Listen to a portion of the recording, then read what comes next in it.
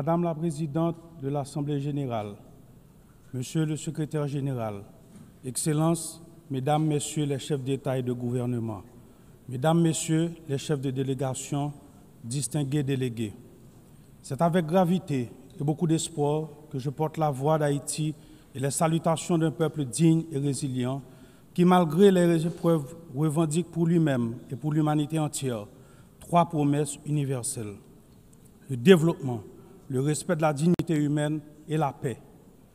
La paix qui est aujourd'hui l'urgence absolue du peuple haïtien. Au nom de ce peuple, je vous adresse, Madame la Présidente, mes plus sincères félicitations pour votre élection à la tête de cette Assemblée. J'exprime également ma gratitude au secrétaire général Antonio Guterres pour son engagement indéfectible en faveur de notre organisation et son soutien constant et multiforme à la République d'Haïti. Mesdames, Messieurs, le thème de cette session, Mieux ensemble, 80 ans et plus pour la paix, le développement et les droits de l'homme, honore l'œuvre remarquable accomplie au fil des décennies. Il rappelle aussi l'impératif de rester unis et résilients face aux crises sans précédent qui menacent l'avenir de la planète, la paix et la sécurité internationale. Aujourd'hui, la faim menace des millions de vies, les conflits armés se multiplient et l'extrême pauvreté s'intensifie, provoquant des migrations forcées qui ébranlent la stabilité internationale et qui mettent à l'épreuve la solidarité des nations. À ces défis s'ajoutent les changements climatiques, la montée du terrorisme, les atrocités de masse, la criminalité transfrontalière, le recul des droits humains, la désinformation. On ne peut fermer les yeux sur l'urgence de renforcer les systèmes de santé, d'assurer une transition énergétique juste et de promouvoir l'égalité de genre, l'inclusion des jeunes. Ces enjeux appellent nous, les leaders mondiaux, à assumer notre responsabilité de bâtir une organisation des Nations Unies mieux adaptée aux défis d'aujourd'hui et aux espoirs de demain. Nous devons veiller à ce que toutes nos actions, y compris les avancées technologiques comme l'intelligence artificielle, servent à la paix, le développement et la dignité humaine. Mesdames et messieurs, à seulement 4 heures de vol d'ici se joue une tragédie humaine, l'une des plus graves de notre hémisphère. Chaque jour, des vies innocentes s'éteignent sous les balles, le feu, la peur. Des quartiers entiers disparaissent, forçant plus d'1 million de personnes à l'exil intérieur et réduisant à néant souvenirs, investissements, infrastructures. Des milliers d'enfants sont privés de leur droit fondamental à l'éducation. Des milliers de jeunes sont condamnés au désespoir. Des centaines de filles et de femmes violées portent à jamais dans leur chair et dans leur âme les stigmates de la violence. Près de la moitié de la population est confrontée à une insécurité alimentaire aiguë. Le système sanitaire s'effondre. Les hôpitaux sont vandalisés, incendiés ou contraints de fermer leurs portes. Les médecins fuient, des vies sont sacrifiées, faute de soins. Même la prise en charge des personnes vivant avec le VIH ou la tuberculose est menacée. Voilà le visage d'Haïti aujourd'hui, un pays en guerre, un Guernica contemporain, une tragédie humaine aux portes de l'Amérique, à seulement 4 heures de vol d'ici. Il faut le dire, en Haïti, c'est une guerre qui se joue, une guerre entre des criminels qui veulent imposer la violence comme ordre social et une population désarmée qui lutte pour préserver la dignité humaine et la liberté. La riposte doit être ferme et résolue.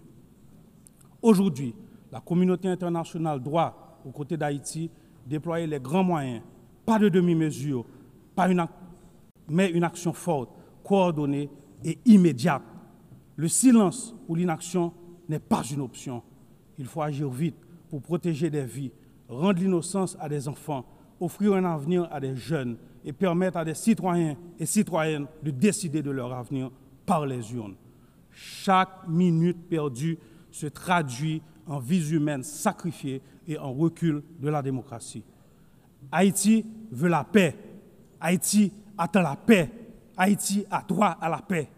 Oui, mesdames et messieurs, la paix aujourd'hui, le besoin le plus urgent du peuple haïtien, elle est la raison d'être du combat sans relâche que mènent nos forces de l'ordre et la mission multinationale d'appui à la sécurité.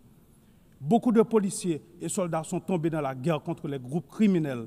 Hommage à ces héros haïtiens et kenyans, qui ont payé de leur vie, leur engagement pour le rétablissement de la paix et de la sécurité en Haïti.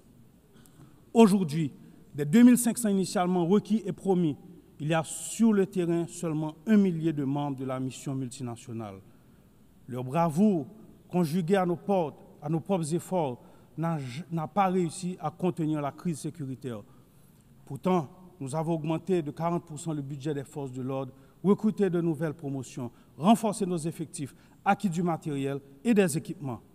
Nous devons nous rendre à l'évidence. Haïti se trouve à l'épicentre d'une menace régionale inédite. Des réseaux criminels puissants et lourdement armés cherchent à déstabiliser le pays et à dominer les économies de notre espace commun. La nouvelle ligne de front de ce combat se trouve chez nous, en Haïti. Si nous échouons les affronter sur notre sol, il sera illusoire de les contenir ailleurs dans la région. C'est pourquoi nous devons afficher la même détermination, la même fermeté et la même unité que celle dont nous avons fait preuve dans la lutte contre le terrorisme. Haïti ne peut et ne pourra relever seul un tel défi. Aujourd'hui, il est impératif de mobiliser une force robuste disposant d'un mandat clair et de moyens matériels, logistiques et financiers adéquats. En cette matière, les leçons de l'expérience de la MMAS et les recommandations des experts haïtiens doivent être mises à profit. Nous avons également besoin d'une coopération internationale renforcée, fondée sur le partage de renseignements et de contrôles douaniers rigoureux afin de stopper le flux d'armes, de munitions, de drogue et de financement vers les gangs. La paix ne pourrait être restaurée que si nos partenaires de la région veillent par des mesures concrètes à ce que leur territoire ne serve plus de point de départ ou de transit à ces trafics. Les approches qui n'ont pas porté de fruits hier ne sauveront pas Haïti aujourd'hui. Il est impératif d'écouter la voix du peuple haïtien, d'oser des solutions nouvelles, fortes et adaptées aux réalités du terrain. En ce sens, nous souscrivons pleinement aux efforts engagés pour transformer la mission multinationale d'appui à la sécurité. Nous appelons également à la solidarité de toute la communauté internationale et plus particulièrement l'engagement des membres du Conseil de sécurité pour un vote favorable à la résolution établissant une force de suppression des gangs. C'est pourquoi je veux exprimer au nom du peuple haïtien ma profonde gratitude aux États-Unis d'Amérique et au Panama pour cette initiative dont la concrétisation marquera un tournant décisif dans la lutte contre l'insécurité qui étouffe notre nation. J'adresse également mes remerciements à l'administration du président Trump pour les efforts déployés afin d'apporter soutien et ressources dans notre lutte commune contre les gangs, ces ennemis qui menacent à la fois Haïti et toute la région. Aujourd'hui, la complexité de la crise haïtienne ne doit pas servir de prétexte à des plaidoyers sans fin, à des négociations interminables ou à des blocages dictés par des considérations géopolitiques. Chaque jour, l'indécision profite aux groupes criminels. L'urgence commande d'être proactif, de s'élever au-dessus des divisions pour agir ensemble, au service des valeurs qui nous rassemblent, la paix et la dignité humaine. Haïti accueillera avec intérêt l'organisation d'une rencontre de haut niveau afin d'aplanir les obstacles et d'avancer concrètement. À cet effet, nous saluons les pays de la région qui ne cessent de nous apporter leurs inestimables soutiens, notamment à travers des déclarations au sein de diverses organisations régionales telles que l'OEA et la CARICOM. Nous apprécions à leur juste valeur leur démarche auprès des partenaires du Conseil de sécurité pour une réelle solution à la crise sécuritaire en Haïti. Nous rendons également hommage à tous les États qui, lors des crises passées, se sont tenus à nos côtés et exprimons l'espoir de pouvoir compter à nouveau sur leur engagement. Ensemble, nous pouvons et nous devons résoudre cette crise qui a trop duré. 12 millions d'hommes, de femmes et d'enfants attendent cet engagement. Mesdames, Messieurs, le Conseil présidentiel de transition est né d'un consensus politique issu d'intenses négociations entre les forces vives de la nation. Ce Conseil, dont la mise en place a été appuyée par d'importants partenaires internationaux et facilité par les éminentes personnalités de la CARICOM, dispose d'un agenda clair, au cœur duquel figure l'organisation d'élections libres et crédibles. Je répète, d'élections libres et crédibles. En dépit des multiples défis liés à la crise sécuritaire, le processus électoral pour lequel le CPT et le gouvernement font preuve d'une volonté politique réelle connaît des avancées significatives. Le Conseil électoral provisoire a déjà identifié plus de 85% des centres de vote, mobilisé plus de 70% du personnel électoral et un financement national de 65 millions de dollars est garanti. Le Conseil présidentiel de transition collabore étroitement avec la mission multinationale d'appui à la sécurité, l'OEA, la CARICOM et le BINU pour préparer des élections libres, transparentes et inclusives, reflétant la volonté souveraine du peuple haïtien et garantissant la participation pleine et effective des femmes, des jeunes, des personnes en situation de handicap et des groupes marginalisés. Dans le souci de maintenir une cohabitation politique productive, des efforts constants sont entamés et poursuivront pour élargir le dialogue avec différents secteurs de la vie nationale, pour renforcer le consensus et prévenir un vide qui serait fatal à la démocratie et à la stabilité. Le peuple haïtien doit pouvoir choisir ses dirigeants. L'État veut organiser des élections crédibles. Notre plus grand obstacle demeure le rétablissement de la sécurité. L'appel urgent et solennel que nous venons, une fois de plus, de lancer pour résoudre la crise sécuritaire en Haïti ne doit pas rester lettre morte, ni se perdre dans des discours ou des promesses non tenues. En Haïti, la paix ne peut plus attendre. Mesdames et messieurs, la période transitoire ne permet pas d'engager toutes les grandes réformes structurelles dont le pays a besoin, mais la crise humanitaire actuelle doit être adressée. À ce jour, l'État haïtien a fourni 72% de l'aide d'urgence destinée aux personnes déplacées internes et accompagne la relocalisation des familles. Nous exprimons notre profonde gratitude aux partenaires internationaux mobilisés à nos côtés de la réponse humanitaire et accueillons avec un vif intérêt les initiatives porteuses de ceux qui, comme l'Association des États de la Caraïbe, choisissent de rejoindre cet élan. Mais notre stratégie ne se limite pas seulement à l'assistance immédiate. Nous devons impérativement passer de l'aide à l'investissement. En ce sens, la volonté du gouvernement est d'initier le développement de deux grands pôles économiques, le Grand Nord et le Grand Sud, autour de filières stratégiques telles que l'agro-industrie, le textile, l'énergie renouvelable, le tourisme et les services. Haïti entend continuer à compter sur ses partenaires clés pour traverser cette période difficile et relancer son économie. Nous appelons à leur soutien à travers la mise en place de mécanismes concrets tels que le renouvellement de la loi Hope Help ou le lancement de projets de rénovation urbaine qui permettront de créer des emplois, de sortir durablement de l'impasse humanitaire et de réduire les pressions migratoires haïtiennes dans la région.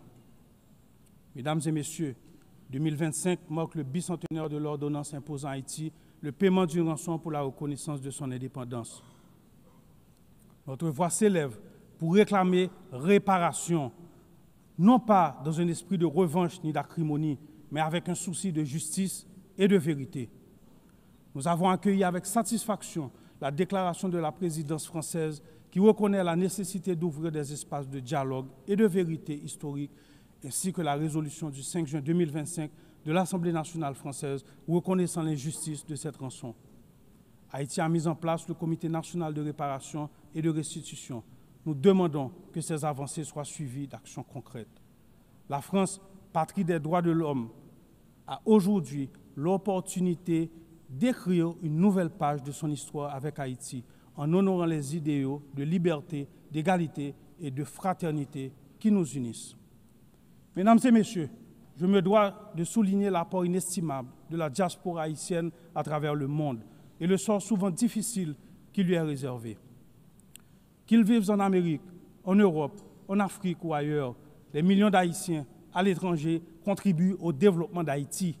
Alors que nous traversons une crise multidimensionnelle, nous appelons à la patience et à la compréhension de nos partenaires et amis, afin que nos ressortissants soient toujours traités avec respect et dignité. Derrière chaque migrant, il y a un visage, une famille, une histoire et une contribution au pays d'accueil. Haïti réaffirme son attachement au dialogue et à la coopération bilatérale dans l'esprit du bon voisinage et du respect mutuel, afin d'identifier des solutions équilibrées et durables aux problèmes de l'île. La circulation sûre et régulière des biens et des personnes, notamment par voie aérienne, est essentielle à un avenir partagé et à une prospérité commune. Mesdames et messieurs, l'Haïti de demain mérite la paix et la prospérité, un avenir fondé sur un système judiciaire indépendant, une éducation universelle, des soins de santé accessibles à tous et une économie qui offre à chacun les mêmes chances de réussir. Cet avenir exige réforme courageuse, justice indépendante et fin de l'impunité. Nous avons le 16 avril 2025 promulgué un décret instituant 2 pôles judiciaires spécialisés. Un pour la répression des crimes et délits financiers complexes et l'autre pour la répression des crimes de masse et des violences sexuelles. Nous avançons sur leur effectivité. Nous sommes prêts à continuer sur cette voie. Ce n'est pas le moment d'éprouver ce sentiment de Haiti fatigue. La communauté internationale n'a pas le droit de détourner le regard de la situation d'Haïti. Face à l'ampleur de cette crise, le silence ne serait pas neutralité, il serait complicité. Mesdames et messieurs, permettez-moi de rendre hommage au peuple haïtien. Le représenter ici est le plus grand honneur de ma vie. Au-delà de fonction de président du Conseil présidentiel de transition d'Haïti, je suis un citoyen haïtien authentique, engagé et profondément attaché à cette terre. Une terre de liberté et de dignité, de courage et de talent. Haïti n'est pas une nation de résignés. Nous sommes un grand peuple, un peuple solidaire, des femmes et des hommes qui se sont sacrifiés pour leur patrie et pour l'humanité. Haïti n'est pas un territoire livré aux criminels armés, mais une nation debout, composée de familles dignes et résilientes, qui chaque jour, malgré les pires épreuves, luttent pour un avenir meilleur. Je rends hommage à mes compatriotes, qui sont sans conteste parmi les peuples les plus résilients de la terre. Ils méritent mieux. Leur redonner espoir est ma seule mission. C'est pourquoi, en ce moment, je vous appelle à vous tenir aux côtés d'Haïti. Nous devons bâtir la paix en Haïti, pour la Caraïbe, pour les Amériques, pour l'humanité entière. Je vous remercie.